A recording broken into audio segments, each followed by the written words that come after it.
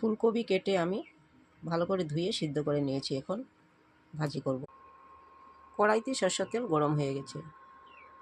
আমি ফোড়নে কালো জিরা দিয়ে দিয়েছি। কালো জিরা ভাজি হয়ে গেছে। এখন কবি দিয়ে দেব। সব কবি দিয়ে দেব। লবণ দিয়ে দিব, হলদি দিয়ে দিব, কেটে ধুয়ে ভালো করে দিয়ে দেব। কাঁচামরিচ ধুয়ে কেটে দিয়ে দেব।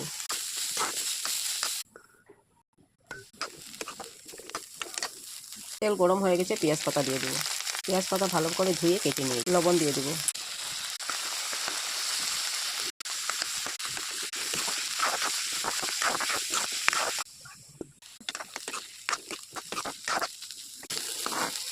কবি, গাজর, পেঁয়াজ পাতা দিয়ে ভাজিটা হয়ে গেছে।